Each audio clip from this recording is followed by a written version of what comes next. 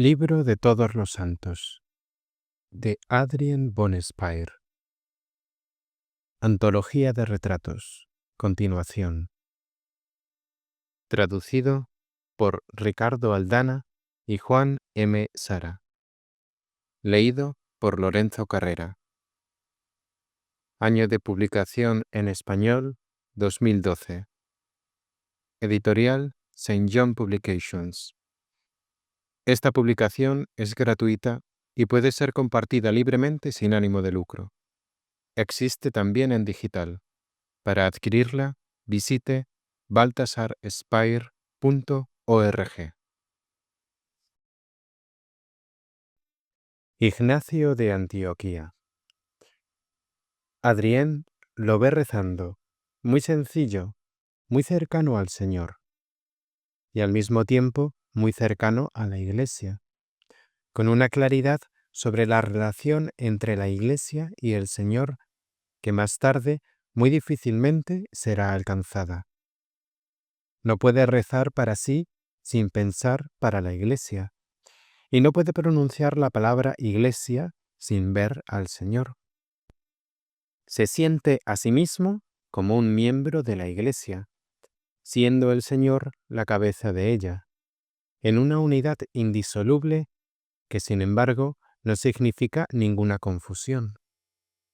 Él los ve como dos, pero estando tan íntimamente juntos que es imposible ver a uno sin el otro. Para él es impensable adorar al Señor sin presentarle la adoración de toda la Iglesia y sin expresar en sí mismo algo de la esencia de la Iglesia. Su oración no es contemplación. Es sencilla, pero muy consciente. Tiene el sentimiento de que lo que él ve con claridad en la Iglesia y en el Señor debe expresarlo en la oración de modo nuevo. Tendría pudor de entregarse a un modo de contemplación. Primero, no tiene a nadie que le guíe y le muestre. Segundo, teme perderse en sueños ilusorios. Su tarea, determinante y formadora, le parece tan fuerte que también en la oración se pone enteramente a disposición de ella. Para él, la oración no es sólo una necesidad, sino también un deber y una tarea. Cuando le ocupa un problema, lo hace entrar en su oración. No reza por claridad de conocimiento, sino que pensando y reflexionando, reza. Pero nunca considera la oración como un medio para conocer mejor. Para él, la oración es lo máximo, en lo cual pone su reflexión y exploración. No sabría buscar y realizar de otro modo que abrazando a ambos en la oración. 1. Oración. Señor, aquí estoy como siervo tuyo en tu iglesia, con la voluntad de servirte en esta iglesia. Servirte de modo que no solo conserve el nombre de un siervo, sino que lo reciba nuevo día por día. Tú ves cómo me llena la fe en ti y la fe en tu iglesia, tan plenamente que ya no podría hacer nada que no fuera tuyo. Pero me conozco y sé cuán débil soy. Y también sé que tu iglesia aún no ha comprendido plenamente tu amor, que en ella aún existe mucho que es propio de nosotros, hombres y pecadores, y que sólo con santo esfuerzo puede ser transformado en tu pureza y en tu bondad. Veo tu amor, Señor, en que me permites trabajar en tu iglesia, darle la forma que tú deseas, en que me muestras esa forma para que colabore a transponerla en la realidad. Y también sé esto, para que la tarea sea cumplida de modo que tú te alegres. Ante todo, debes transformarme a mí mismo. Debes hacer que en mí tu fe sea activa, real, para que por la fuerza de tu gracia, que es el amor y que vive en mí, porque tú me la regalas, yo pueda volver a donar todo a la Iglesia, así como tú me lo regalas, de modo que la Iglesia pueda formarse a sí misma y así llegar a ser tu esposa. Te ruego, Señor, bendice tu Iglesia, bendíceme en tu Iglesia, y bendice a todos los que por tu Iglesia entran en ella, los que son llamados a la Iglesia por nosotros, tus siervos. Concede que la obra que tú has realizado en tus apóstoles se expanda y prospere en nosotros, para que tu fe y tu presencia entre nosotros se haga siempre más viva. Amén. Después, Adrián lo ve con un deseo vehemente de servir al Señor por medio de su muerte. Es una sed abrasadora por la muerte, a pesar de que Ignacio ama la vida. En sentido propio, está muy lejos de ser indiferente. Desea la muerte, casi como una prueba de que el Señor lo toma totalmente en serio. Y en la muerte misma, él tendrá la alegría de estar seguro de que es tomado en serio. Si Dios no hubiera aceptado su sacrificio, él habría pensado, Dios me tiene por un tibio. Su actitud es muy atrayente, pero posee una especie de primitivismo que hoy ya no nos está permitido, justamente porque la indiferencia aún no había sido entendida. Pero esto poco importa, porque en su tiempo Él ha dado lo mejor que tenía para dar. Es muy inteligente, y sin embargo, su concepción, trasplantada al tiempo presente, generaría la religión de un hombre inculto o sin guía alguna. Su amor simple, apasionado, masculino, infunde a quien lo contempla directamente una nostalgia de morir con él. Precisamente, en él todo es directo, sin reflexión, sin afectación alguna. Es un súbito y poderoso ser vencido por la voluntad de sacrificarse, por puro amor. Él posee un saber profundo acerca de la Eucaristía, de la presencia real de Cristo en ella, en medio de la Iglesia. 2. Oración. Señor, toda tu Iglesia no puede sufrir el martirio, pues han de subsistir creyentes que lleven adelante tu fe, que la vuelvan a regalar así como tú nos la donas a nosotros. La fe viva, jamás muerta, viva como tú nos la regalas siempre de nuevo en tu Eucaristía.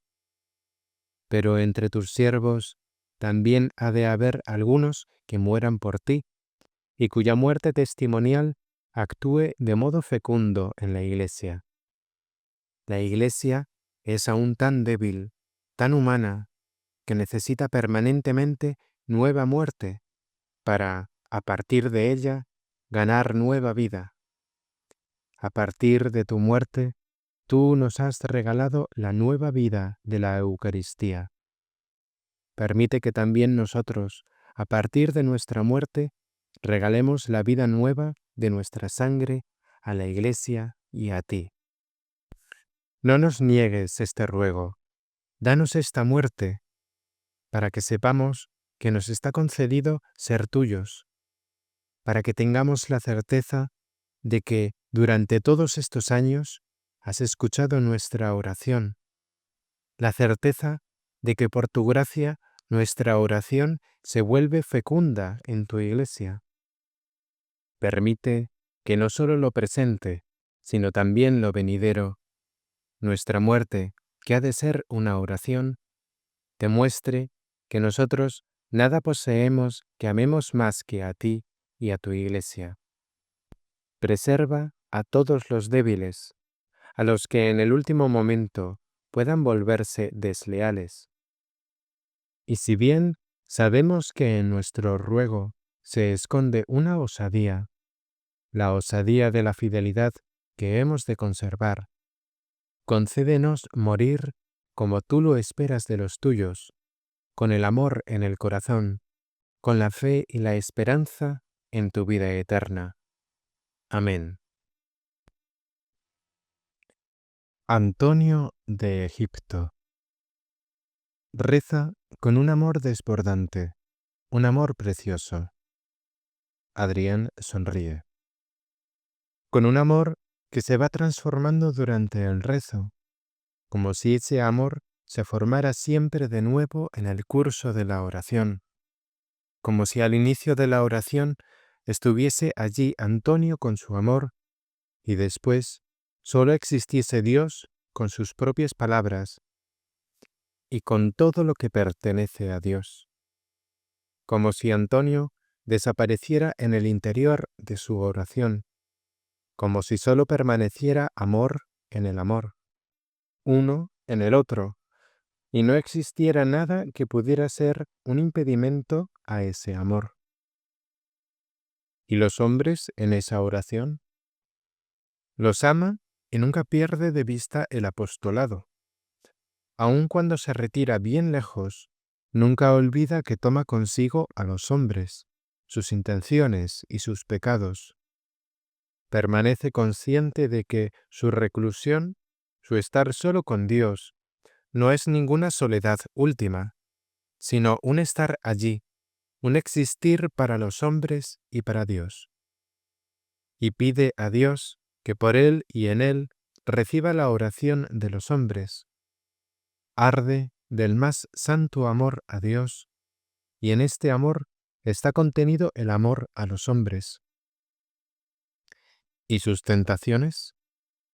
Son suscitadas por su amor. El demonio se aventura con él, le provoca, pero Antonio sale de allí victorioso, no con un amor propio, sino con el amor de Dios. ¿Qué clases de tentaciones ha de sostener? Tentaciones de la carne, tentaciones en la fe, tentaciones en el amor. En el ser tentado tiene muchas semejanzas con el cura de Ars, como en general son afines en muchas cosas, en el amor a los hombres y también en el modo de ver en el interior de los hombres. Si el curé escucha a los hombres ante todo en la confesión, Antonio los escucha en una especie de totalidad, los penetra con su mirada en la totalidad de su ser y así los presenta a Dios. ¿Tiene visiones? Sí. ¿De qué tipo? Él ve principalmente. Tiene pocas audiciones, pero muchísimas visiones. Existen momentos, especialmente en la oración, en el que todas sus palabras se unifican en una especie de visión y todo lo que Dios quiere enseñarle le es mostrado visualmente. Son visiones que lo fortalecen en la fe y le revelan los misterios del cielo. No son visiones proféticas, tampoco visiones de misión en el sentido más amplio. Antonio es una de las llamas más grandes en la Iglesia. Mónica. Ella es la oración que nunca desfallece, la piedad que nunca se adormece. En la oración no conoce grandes fluctuaciones. Es muy devota a Dios y también a la Iglesia. La intensidad de su oración radica ante todo en la perseverancia. Puede repetir la única y la misma oración con una fuerza constante y durante un tiempo interminable. En ella, la oración vocal nunca se transforma en una mera oración con los labios. En verdad, posee la oración propia de los niños, que pueden rezar con mucha intensidad, pero sin saber que de parte de Dios viene una respuesta, sin siquiera esperar una tal respuesta, pero tampoco sin pensar que no suceda ninguna. En el amor más grande posible, se presenta a Dios lo que uno tiene para decirle. Hasta aquí llega, no avanza mucho más. Mónica es una mujer fuerte e inteligente. Su vida está llena de fatiga, pena y disgusto. Quisiera ayudar, pero ¿con qué? Le queda solo la oración. Entonces, reza como lo entiende, una oración uniforme, casi monótona. No puede representarse la ayuda de Dios más que como escucha de la oración y la voluntad de Dios para ella de otra manera que en la forma de la oración. Ciertamente, aquí se echa de menos una ayuda, alguien que hubiera podido formar un poco esta uniformidad. Falta la expansión que otro hubiera debido realizar. Y porque sus intenciones son serias, justas, no puede representarse que Dios pueda querer otra cosa. Dios, pues, se dejará forzar, y en efecto, Él se deja forzar. No tiene a nadie que la introduzca en la oración contemplativa, que le aclare que no es necesario hablarle sin interrupción a Dios para que Él lo tenga en cuenta como oración. Que existe una actitud de oración que abraza toda la jornada, un estado del que el acto particular de oración no salta como algo nuevo, sino como la expresión de lo siempre presente. Ella desconoce esto, por eso vive en ella una cierta angustia, un sentimiento permanente. Debo rezar de nuevo, donarme de nuevo. Así, también su confesión de los pecados tiene un tono de angustia. Cree deber expresar todo en palabras para que Dios lo acoja como confesión. Pero, una vez más, es su especial humildad y donación lo que le hace decir siempre la misma oración, ofrecer incansablemente las mismas invocaciones. Sufre mucho, pero piensa que ese sufrimiento llegará a ser realmente fecundo y a tener sentido si es incorporado a su oración vocal y de ese modo presentado a Dios. Su contemplación se restringe a su disponibilidad, que está entre sus oraciones vocales y que crea el puente de una a otra, su entrega constante. Es una forma especial de donación abnegada que representa algo esencial en la Iglesia, un trasfondo portador. La misión de su Hijo será mucho más diferenciada, pero no sería concebible sin la suya. Sus misiones pasan una a la otra. Cuando Él se convierta, entonces ocurrirá en la Madre una especie de extenuación, como alguien que termina de realizar un esfuerzo desmedido y luego, habiendo descansado, ya no puede volver a elevarse a la misma altura de rendimiento. Es muy amorosa con sus prójimos. Aquí también intenta incluir todo en la oración. Contabiliza una oración para este, una para aquel. No comprende bien el fluir mutuo de las gracias, de la única gracia que sostiene todo y que responde por todo, donde no se puede contar cada detalle individual. Sin embargo, toma en serio a cada uno de los individuos que encuentra, no solo a su Hijo. Pero por carecer de una guía correcta, deja que la oración tome la precedencia sobre el amor activo. Cree poder regalar sobre todo por medio de la oración. Y para ella no es nada liviano rezar tanto. Le cuesta mucha superación de sí misma. Anselmo. Anselmo es la unidad perfecta de oración y trabajo. Para él es indiferente lo que hace, si trabaja, si predica o si tiene una conversación, todo es oración. Y es oración tan pura, tan dada e inspirada por Dios, que no se debilita aun cuando Él se extiende largo tiempo en el trabajo. Nunca pierde el contacto con Dios. Es de una humildad indecible. Nunca quiere introducir algo suyo en su trabajo, sino dar forma únicamente a lo que Dios quiera concederle.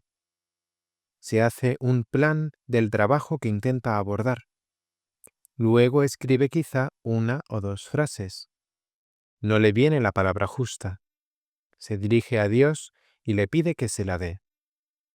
Luego continúa buscando la palabra justa como en una unidad con Dios. Es un proceder muy tierno y conmovedor. Y cuando después de un tiempo encuentra la expresión justa, solo ve en ella la parte de Dios. No ve su parte, salvo que algo salga mal.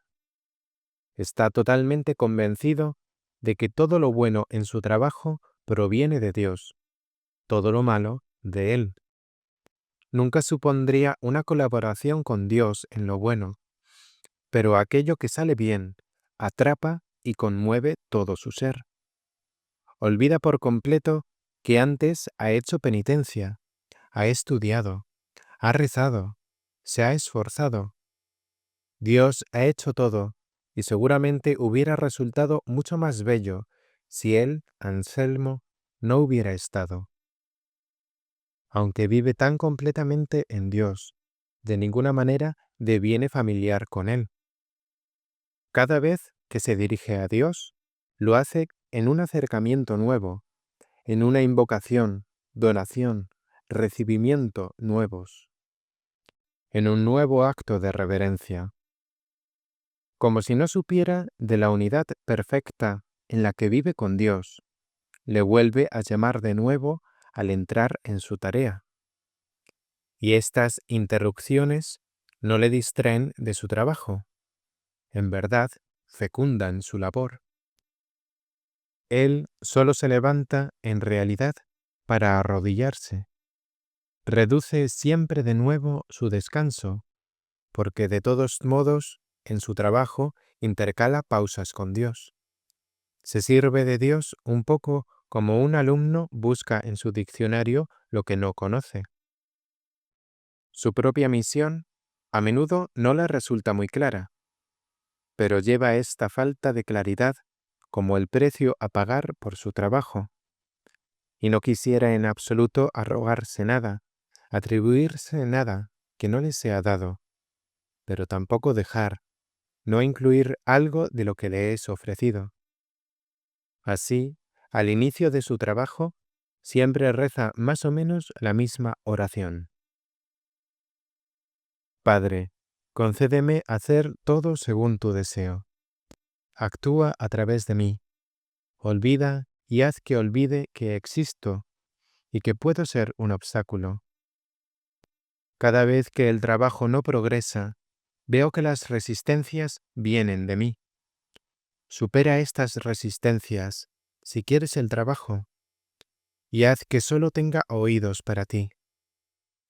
Permite que transmita tu voz de modo que la Iglesia la oiga. Que todos los que han de participar en la doctrina que tengo la tarea de formar con claridad, reciban realmente la parte que tú has destinado para ellos. Que no vean la imperfección que viene de mí, sino que vislumbren siempre más tu perfección. Y tú ves, Padre, qué duro es para mí poner manos a la obra, y cómo debo vencerme para comenzar. Déjame ofrecerte este esfuerzo.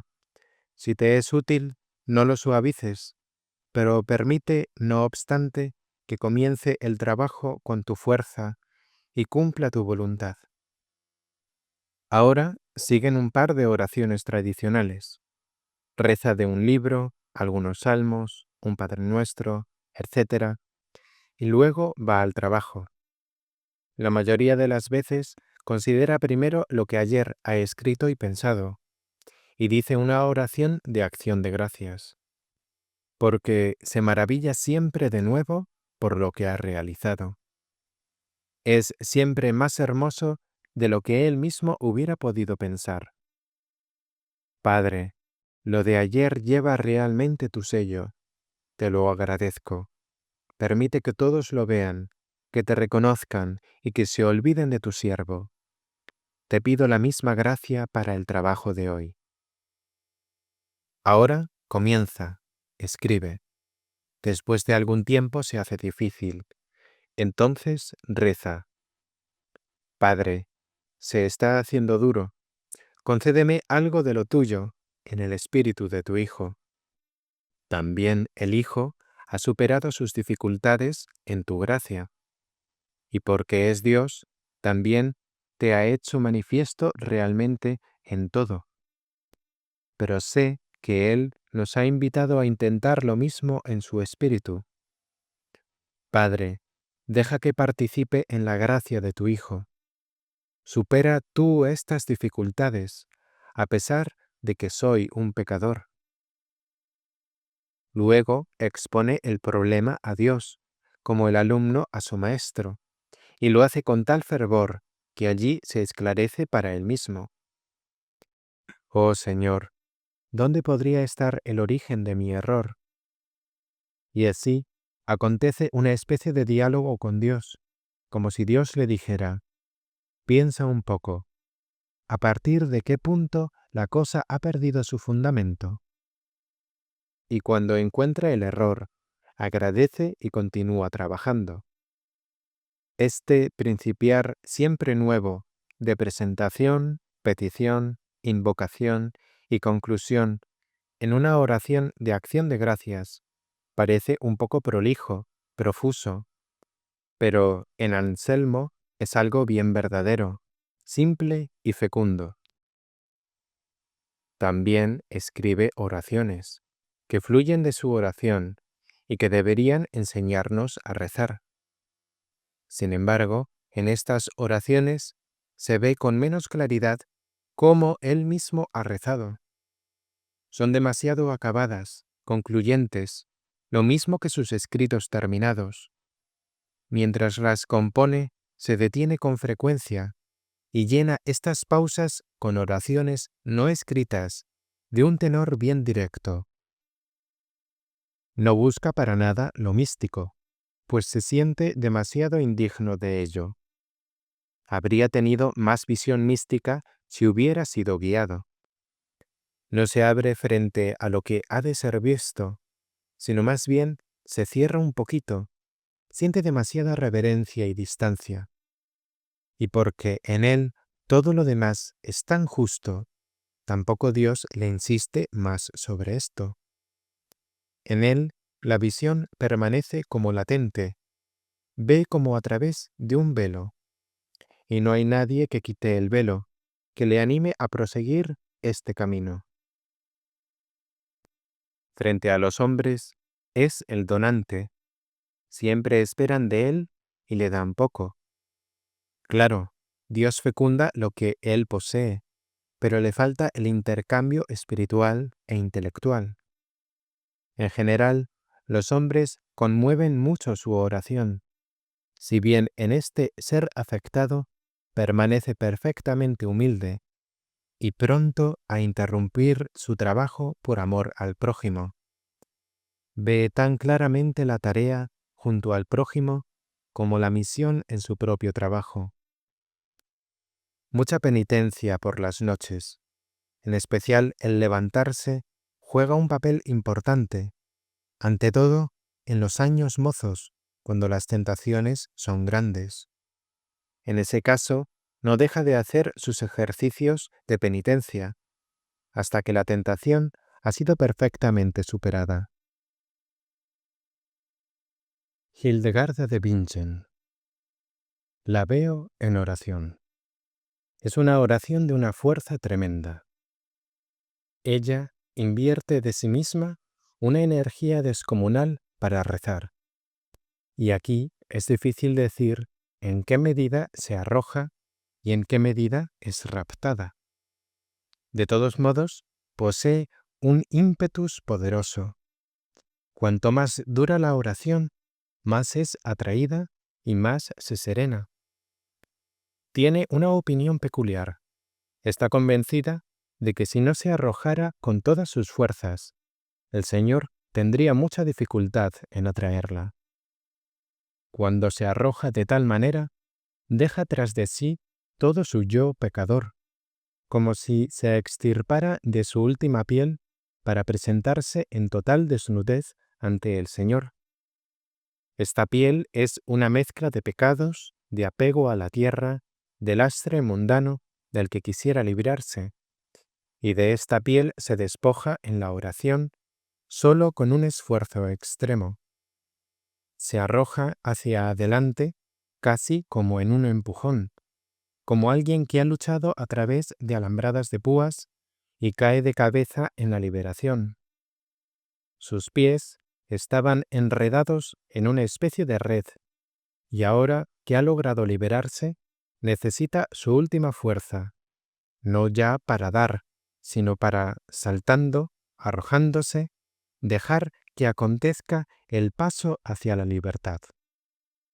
Y tan pronto como es realizado el paso, se serena por completo.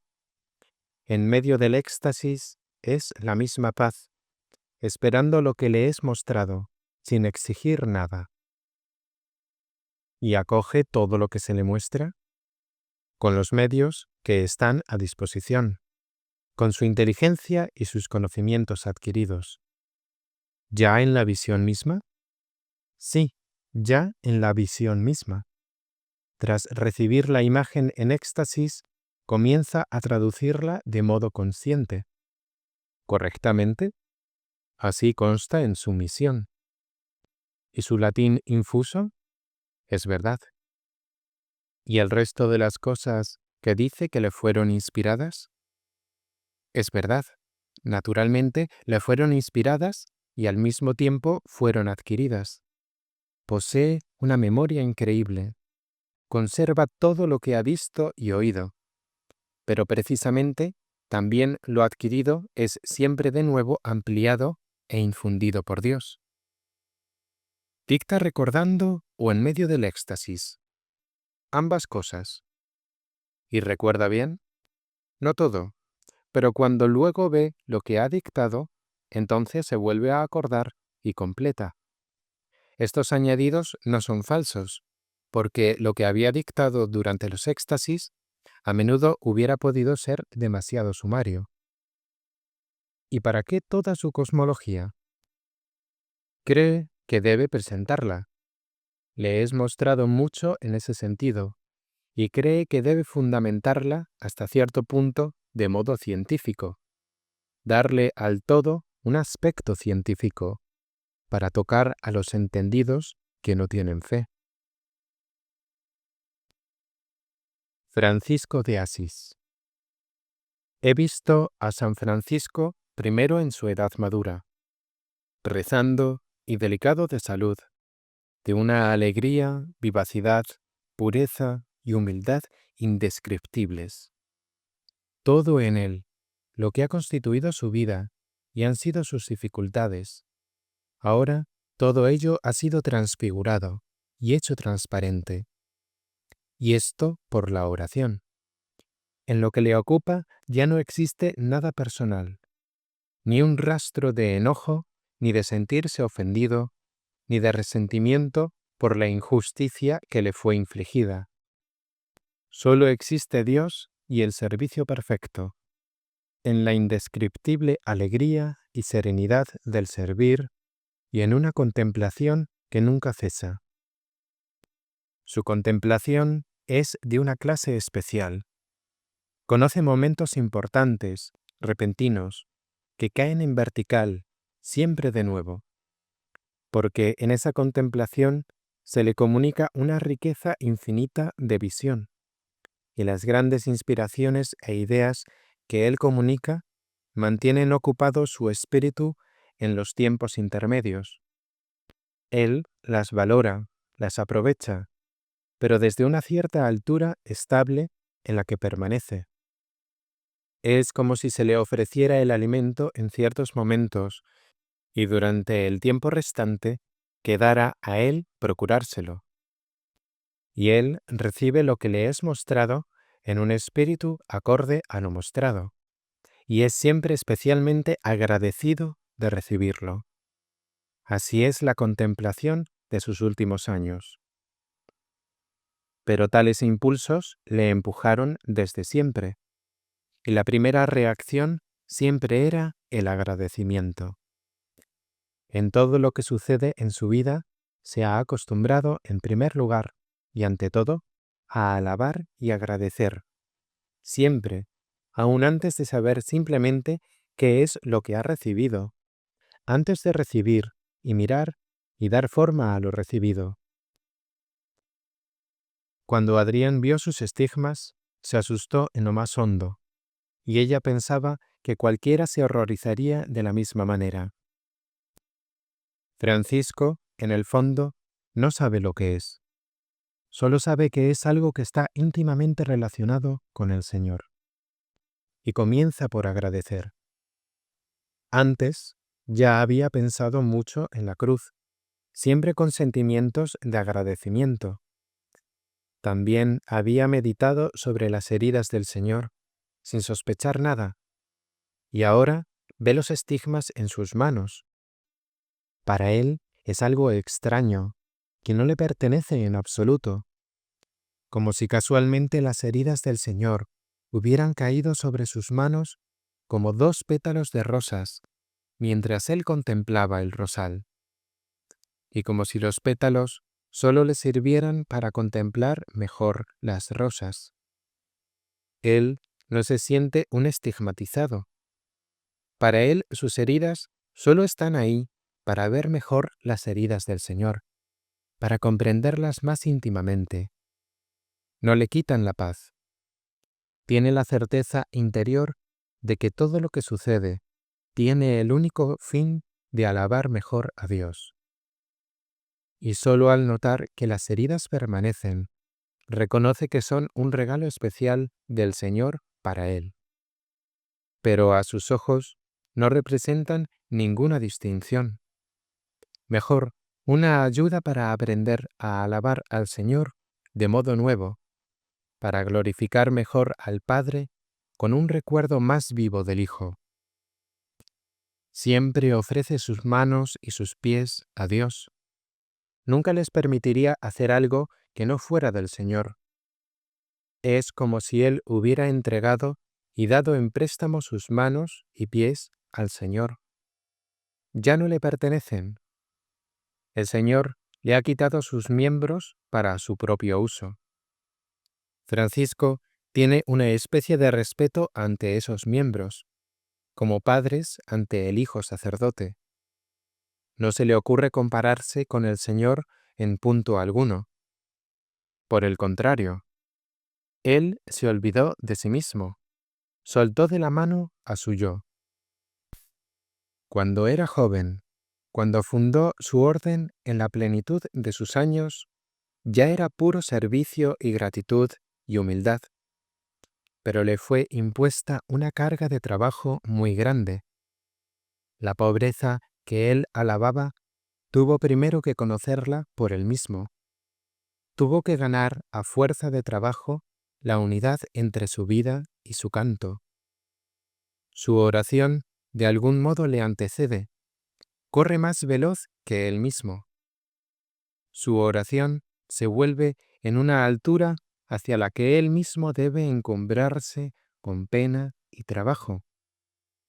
Es de una tal humildad que siempre aprende algo de cada uno de sus hermanos, de cada uno que se le acerca.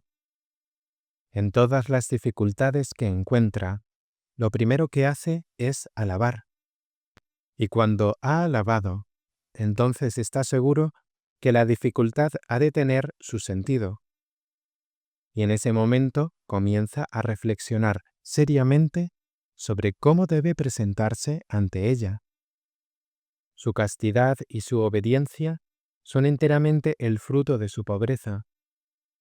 Desde el tiempo en que comenzó a creer de modo vivo, la pobreza era la que le mediaba todas las cosas. Es como si lo primero que hubiera percibido fuera la pobreza de Cristo. Y es a partir de ella que Francisco aprende a alabar, a rezar, a contemplar, a vivir. Y también su humildad aparece como fruto de su pobreza. Si alguien es tan pobre, entonces no puede más que ser humilde. Sus prójimos le deparan muchas dificultades, porque él los ama tanto que ellos tienen dificultad en corresponder a ese amor. Logra amar a todos como si cada uno fuera Cristo mismo. Se presenta ante ellos con una exigencia tan fuerte de poder amarlos, que ellos no comprenden, quedan desconcertados. Él no puede acomodarse ni tampoco disminuir su exigencia. Por eso, muchos se extrañan y él sufre mucho por ello. Pero Francisco es muy atrayente y poco a poco los buenos comienzan a entender algo. Y hasta que han entendido, él sufre, porque en su simplicidad no comprende que alguien no pueda contemplar el mandamiento del amor al prójimo como la cosa más urgente. Por su pobreza, aprende a ver en cada uno una especie de pobreza que le atrae. Partiendo de la pobreza exterior, corporal, su mirada va a toda forma de pobreza, también la pobreza de fe, amor y esperanza. Y cuando le da a un pobre su amor personal, entonces, en el Espíritu, también le ofrece el amor de Cristo. Pero del mismo modo que no confunde sus manos con las del Señor, tampoco su amor con el amor del Señor. Vive de tal modo en la obediencia a la tarea que sabe, el amor que él ha de dar no es para nada el suyo propio, sino el del Señor. Y a causa de esto, no vive de modo impersonal, todo lo contrario. Y tampoco su amor se hace general y mediocre. Su amor es cercano al amor de Juan por el Señor. Los que más le hieren son los que no quieren saber nada con la pobreza. Reconoce a la jerarquía eclesial, pero bajo dificultades exteriores crecientes. También crecen las dificultades en su orden y son llevadas a Roma. Y Roma hace con displacer lo que él desea. Existen obstáculos, dilaciones. Lo que más hubiera querido habría sido trasplantar también allí su ideal. Y siente bien una cierta contraposición entre su ideal y la iglesia jerárquica ministerial. También quisiera con gran amor alcanzar en su orden un cierto nivel en todos los hermanos. En esto se distingue claramente de Ignacio. La obediencia a un superior designado saca a éste de la fila y le hace más rico o más pobre. Francisco es tan puro en su simplicidad que confía demasiado en la capacidad de los hombres. Antonio de Padua reza con mucho amor y lleva consigo a los demás hombres en su oración y espera de ésta un fruto para poder ponerlo en sus manos. No quiere guardar nada para sí. Toda palabra que lleva a los hombres, cada una de sus prédicas, de sus consolaciones y estímulos, las saca de su oración.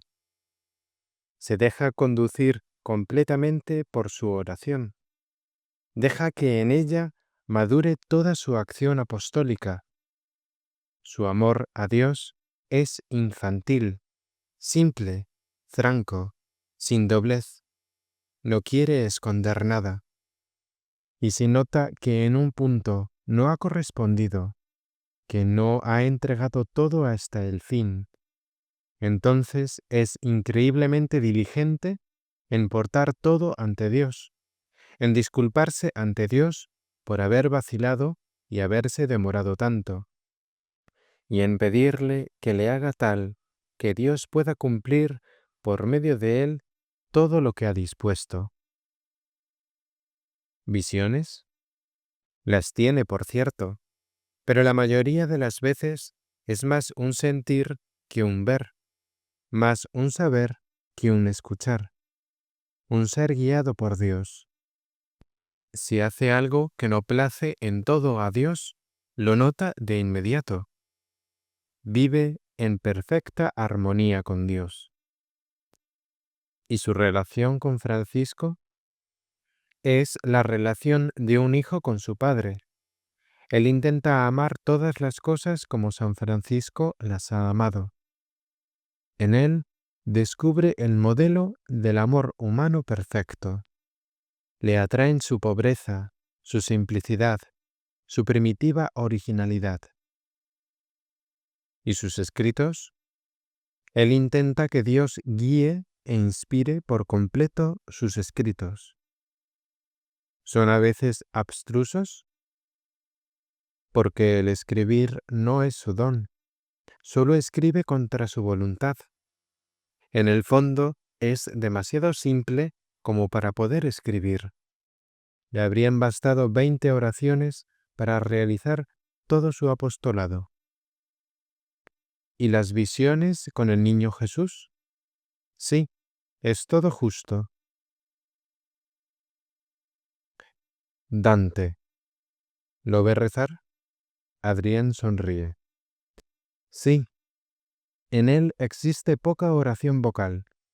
Por todas partes, un buscar a Dios y en el interior de esa búsqueda, una adoración, un maravillarse, y junto a ese maravillarse, quizá incluso perteneciéndole muy inherentemente, la obligación de alabar, de cantar, de guiar su narración siempre de modo que se sienta la adoración, el maravillarse.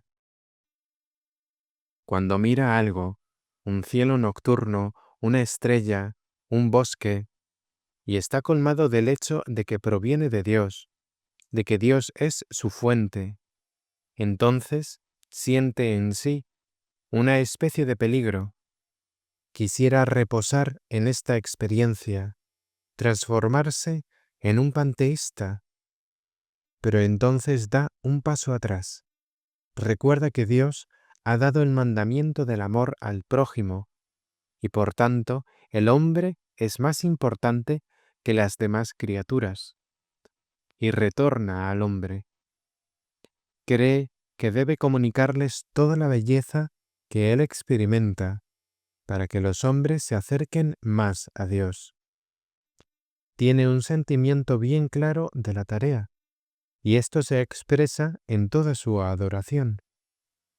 Su relación personal con Dios siempre está impregnada de esta tarea. Cuando reza, presenta a Dios su obra más que a sí mismo. ¿Tiene una visión del más allá? Sí, la tiene. Una visión que no es visionaria, y sin embargo es visión en un sentido verdadero.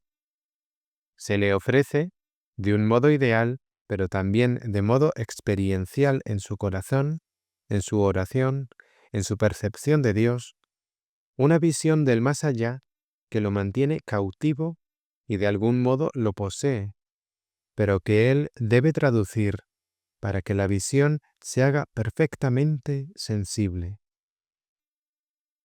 ¿Y la Madre de Dios?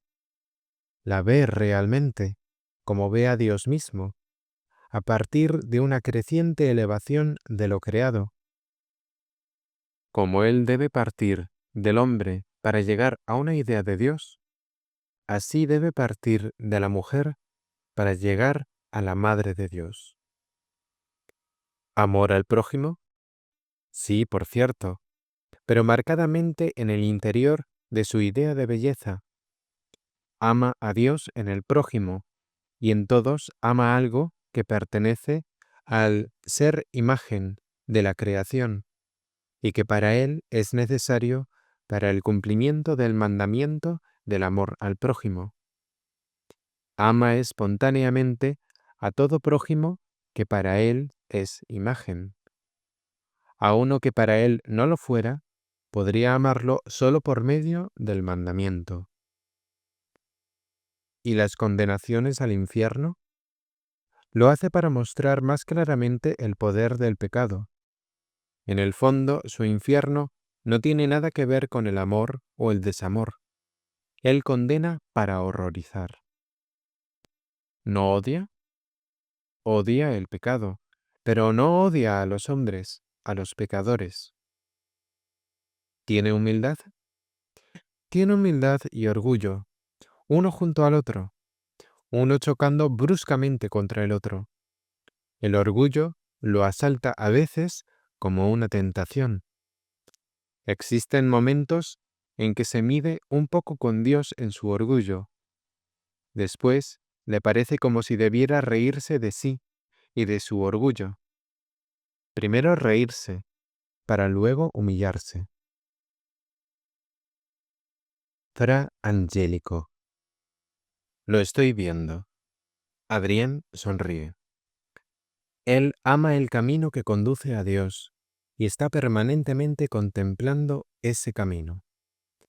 Toda su oración vive en ese camino, y cuando se hace religioso y ha elegido a Dios sobre todas las cosas, lo hace para permanecer en ese camino. Y cuando pinta, siempre pinta ese camino. Los santos que pinta, los ángeles que representa, todo es para él expresión de ese camino. Y en todo lo que experimenta, también teológica y filosóficamente, también si se trata de algo extremo que le resulta incomprensible, pareciera que él puede afirmarlo solo si es puesto en consonancia con ese camino. Tan pronto comienza a andar ese camino, todo le resulta claro, e incluso sería capaz de realizar discernimientos muy sutiles. Es como si Dios lo hubiera escogido para representar el camino hacia él. Así, todo lo que le es inspirado en la contemplación, todo lo que experimenta en la oración y en su vida diaria, siempre está en relación con ese camino que conduce a Dios. Es el camino del ser niño y de la filiación de Dios. Es el camino de la santidad, el camino de la renuncia en el amor al prójimo, que se despliega tanto que en el prójimo siempre ve al Señor y su santidad. El arte le es dado. En sentido propio, no lo ha elegido. El arte es de tal modo su don, su talento, y le corresponde tan bien que más lo ha elegido el arte a él que él al arte. Pero arte es para él una sola cosa con la religión, con el amor a Dios. En su esencia más íntima, él es, a decir verdad, franciscano, así como uno se imagina a Francisco en sus primeros años. Fra Angelico es uno de los santos sonrientes. Nicolás de Cusa. Su oración es muy variada. Tiene muchos aspectos, no por él ni por su actitud, porque siempre está dispuesto a rezar, entra en la oración de buena voluntad y se alegra rezando. Ya en la oración misma se hace totalmente transparente. Solo necesita decir unas pocas palabras para estar enteramente puro, claro, translúcido, radiante frente a Dios. Precisamente porque refleja la luz de Dios, resplandece Él mismo con ella, incluso donde teme a Dios, pues se hace una imagen severa de la justicia divina. Incluso donde experimenta la gracia de Dios como la luz desbordante que fluye sobre todas las cosas. La variedad de su oración obedece a que Dios constantemente lo va ubicando en un lugar diferente. Existen oraciones sumamente sencillas e infantiles. El niño se presenta ante el Padre para recibir de sus manos, en una oración absolutamente límpida que tal vez represente la relación primordial de Dios con su creación.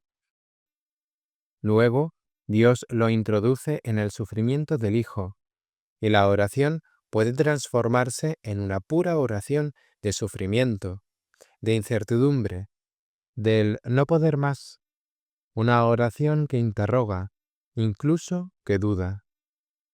Pero todo esto permanece fijo en el amor de Dios, y Él mismo permanece transparente y dispuesto a cumplir lo que Dios le da y le exige. Después se da la oración dentro de los misterios insondables de Dios, en la luz de Dios mismo, en su luz trinitaria, o en algún misterio mínimo que aún no ha sido explorado. Mínimo no porque algún misterio de Dios pueda ser insignificante, sino porque se deja exponer solo con pocas palabras. Luego, Él escucha, avanza tanteando, pregunta, recibe, intenta comprender, y en este intento permanece tan entregado, tan devoto, que nunca llega a ser indiscreto. Todo lo que ruega y demanda permanece en el interior del dejar acontecer, en el interior de la voluntad del Padre. La Iglesia representa en su corazón un foco de interés inaudito, pero sufre por ella, en primer lugar en la oración y sobre todo cuando en la oración Él presenta a la Iglesia al Hijo, cuando revestido de autoridad ha de exigir o poner de manifiesto algo a la Iglesia. Entonces sufre mucho bajo sus faltas. Quisiera enderezarla, edificarla, presentarla ante el esposo como esposa radiante. Y sufre bajo estas manchas, tanto más que él conoce perfectamente qué aspecto ella debería tener como iglesia pura y sin mancha. Juana de Arco. Adrián la ve primero como niña. Es totalmente ingenua, inocente, infantil, con todo inteligente, viva, despierta, una auténtica niña campesina. Conoce muchísimas cosas, porque ha crecido en el campo, y allí esas cosas se saben, pero las conoce en una casta integridad. Es perfectamente natural, sin ninguna mojigatería ni afectación. Su virginidad es lo último de lo que se preocupa. Su oración permanece la de una niña, también en sus últimos años de juventud. Reza con mucho agrado las oraciones prescritas, por la mañana y por la noche. También a lo largo del día, y está muy contenta. Es un poco como esos niños que cuentan historias, que tienen necesidad de relatar a los padres y a los hermanos. Juana cuenta sus historias a la Madre de Dios y a los santos. Y porque las historias en las oraciones le parecen más hermosas que otras inventadas, por eso ella cuenta historias rezadas. Así es aproximadamente con 10 años. Un poco más adelante, algo cambia en ella, como si existiera en sí misma algo que no quiera reconocer. En ciertos tiempos aún reza como antes, en otros, por la noche, por ejemplo, ya no. Quizá rece un poco más durante el día, para que se le permita rezar menos por la noche. Esta expresión es demasiado cortante. Ella misma no podría expresar bien lo que sucede. Algo se ha despertado, algo que señala hacia su futuro. No puede mirar ese algo a los ojos. Trata de eludirlo. Le llena de nostalgia y al mismo tiempo de temor. Cuando piensa en la Madre de Dios y en el niño Jesús aparece el temor. Estando con los demás, reza contenta a la Madre de Dios, pero tan pronto se encuentra sola, surge el impedimento, un presagio oscuro. Antes estaba muy bien sola, ahora prefiere mucho más estar junto con los demás niños, porque, cuando está sola, la sorprenden estados de ánimo raros. Nunca habla con nadie sobre esto. Todo permanece reservado. No debe ser tocado. El sufrir por la misión obra exteriormente como un eludir el sufrimiento. Poco antes de haber oído la llamada, es como si el temor hubiese desaparecido, como si evitando el sufrimiento se hubiese protegido y hubiera dado lugar a la calma. Ahora, en cambio, existe en su alma la aflicción por el país, la angustia ante la guerra. Por esto surge en ella una extraña nueva tensión. Ella es la joven campesina que escucha las historias que se cuentan en su presencia. Pero en esa joven se esconde un segundo ser, un joven campesino que quiere luchar. Patea el suelo. La situación le resulta insoportable. No aguanta más tener que escuchar tales cosas. Juana es robusta como un joven.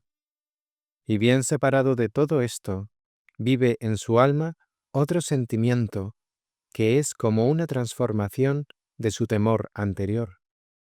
Un sentimiento interior de una derrota, un sensorium para los sufrimientos, para el ser batido, la ruina, el sucumbir de la patria.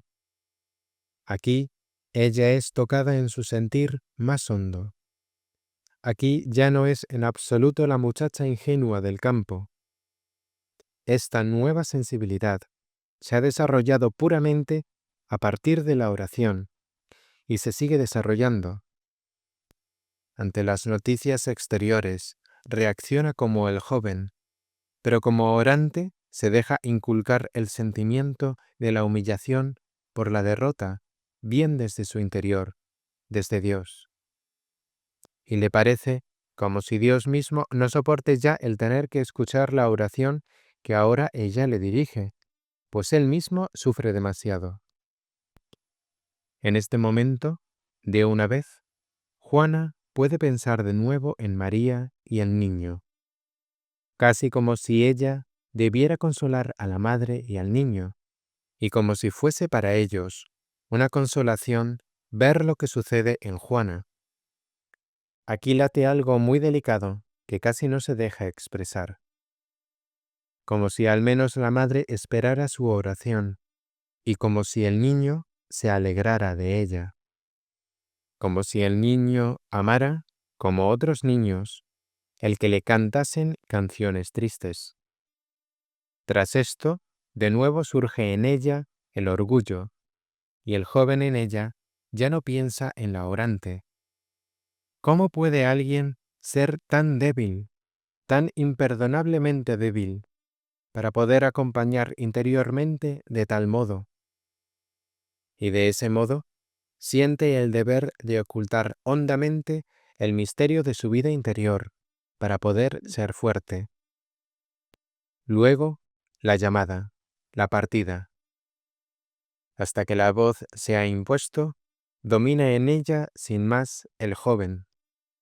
Es como si el tumulto de la guerra se tragase todo el mundo interior de la oración y del sufrimiento. Por supuesto, conserva en todas las cosas el tacto y la delicadeza de la joven. Por supuesto, continúa rezando. Pero ahora conoce tan solo la tarea, y esta es la medida de todas las cosas. Por el momento, no comprende en absoluto que ambos son una cosa, el sufrimiento interior y la lucha exterior. Que la voz que ha escuchado era fruto de su oración, que la oración había preparado el camino a la voz. Cree que la voz se ha dirigido únicamente al guerrero en ella. Este guerrero es, sin duda, creyente, piadoso, aunque no de modo exagerado, totalmente puro, pero solo ha recibido la tarea porque detrás estaba la joven orante. La acción furiosa salió enteramente de la contemplación orante y sufriente. Cuando se obtienen las primeras victorias, la contemplación comienza lentamente a fortalecerse. Pero solo cuando todo ha fracasado y ella es capturada, comienza a comprender que todo era una sola cosa. Se despega del joven campesino que era y se transforma tan solo en mujer virgen, en mujer orante. Del joven conserva únicamente lo necesario para su defensa. Ante Dios ya está enteramente rendida, entregada. Es delicada y tierna, y lleva lo que se le da para llevar. Antes ha llevado por el rey cristiano.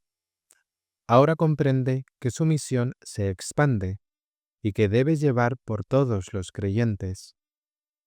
El final no es heroico, sino puro, inmaculado, tan simple como solo puede serlo la fe infantil, y pleno de confianza. En ningún momento piensa en algún efecto, en algún golpe de bravura que debiera cumplir. Debe simplemente permanecer fiel al niño Jesús, que entre tanto ha crecido transformándose en el Señor. Ante el tribunal, da respuestas bien claras, unívocas, verdaderas. Pero ya se ha desprendido tanto de sí misma que apenas comprende el sentido de la situación. Solo tiene el convencimiento de que el todo permanece en el interior de su misión y que no puede darse otro fin más que el que la misión exige. Ha puesto todo en manos de Dios. Puede hacer lo que quiera. Por cierto, al iniciar el proceso, pensaba que no debería morir, pero en lo más hondo está dispuesta y sabe de ese estar disponible. Sus visiones. Primero escucha más bien voces. Voces casi sin compañía de visiones, bien imperativas y dirigidas directamente a ella. Nunca escucha, se debería, sino simplemente, tú debes. Y lo escucha como algo imposible, pero se aviene a esa imposibilidad. Realizará lo imposible sin saber cómo. Las voces caen primero brutalmente sobre ella, semejan a un ataque, a una operación. Están sintonizadas al joven que hay en ella. Solo más tarde comienza a vivir en la visión, cuando la que sufre y contempla se adapta al aspecto masculino. Su esencia doble obra hasta en el interior de la mística. Es como si Dios pudiese tocar al joven en ella, solo por la joven que sufre, la cual, a su vez, por el joven, conoce una especie de obstinada resistencia, pues las muchas visiones que fortalecen a la joven en su donación no vienen bien al joven, y a su vez, a la joven no viene bien la forma ruda de comandar de las voces, sino al joven. Las visiones poseen una cierta dote, una determinada pompa que en verdad es pompa eclesial. Bernadette solo ve la simple figura de la madre. Juana ve las formas en toda su atmósfera y mundo circundante, que para ella son tan importantes como las mismas figuras particulares. Luego, también determinados lugares juegan un papel importante en su visión, y asimismo lo que ocurrirá en esos lugares. Por ejemplo, ella ve el lugar donde el rey ha de ser ungido. En las visiones no se traza un cuadro de las relaciones geográficas, una especie de plan sobrenatural de batalla, pero ciertos puntos y objetivos estratégicos le son trazados, de tal modo que puede examinar en el mapa, por así decirlo, dónde se encuentra y en correspondencia elaborar su plan. Estas son ayudas para una cierta etapa del camino de su misión. Cuando algo ha sido cumplido, entonces el tema está totalmente acabado. No se acuerda más de ello o solo de un modo muy inexacto. Ya no le interesa. Por eso, más tarde no puede reconstruir claramente cómo sucedieron las cosas. La primera voz que escuchó permanece perfectamente presente en ella. Entonces pronunció su sí con todo su ser y quería obedecer sin reservas. Más tarde, en las revelaciones que le ayudan, está siempre muy agradecida cuando todo se confirma, cuando se logra el objetivo, sobre todo porque ya se comienza a querer extraviarla. Al inicio de su misión es cuando conoció menos vacilaciones, pero cuando más tarde debe decir ante el tribunal una cantidad de cosas que ya no sabe con certeza, también cosas que no comprende y nunca llegó a comprender, todo se complica. Busca salvarse de la confusión, reconduciendo vez por vez cada punto a las verdades más simples del catecismo, como si debiera aferrarse a la firmeza del catecismo para estar cierta de que está diciendo la verdad, también de modo personal. De esta confusión intrincada resulta su retractación. Simplemente ya no sabe dónde está la auténtica obediencia. La primera voz había exigido la más plena obediencia en la más plena certeza. Ahora se retracta a partir de una pretendida nueva obediencia que esa confusión ha provocado artificialmente en ella. Aquí se ve que a menudo Dios deja a sus santos librados a sus solas fuerzas humanas, que es realmente posible confundir a los santos haciendo que su misión, al menos por momentos, se cubra y se pierda. Jean hace ahora, según su leal saber y poder, lo que un hombre simplemente puede hacer. Mientras que al inicio de la misión realizó únicamente lo que Dios quería, sin preocuparse en lo más mínimo por criterios humanos. Sin embargo, en la muerte es reconquistada la plena sencillez, y con esta el regreso a la primera obediencia, que en su muerte se cumple perfectamente. Haciéndose tan puramente obediente, Juana aparta la mirada de Dios de la desobediencia de los demás. Expía la culpa de los que la queman en la hoguera. Por el prójimo, en el fondo, no tiene un fuerte interés personal. Siendo niña, juega con los demás niños en medio de una alegría que no la obliga de modo especial. Más tarde, ve a los hombres en la luz de su tarea. Aprecia a los que pueden ofrecerle una ayuda. Siempre le ha costado un poco dar el salto al tú. Cuando los hombres padecen necesidad y dificultades, está a disposición de ellos, pero hace tales servicios en una rara, particular objetividad. Ama al Rey con ternura, pero totalmente a partir del amor de la misión. El audiolibro de Antología de retratos de Adrien von Speyer continúa y finaliza en la siguiente pista.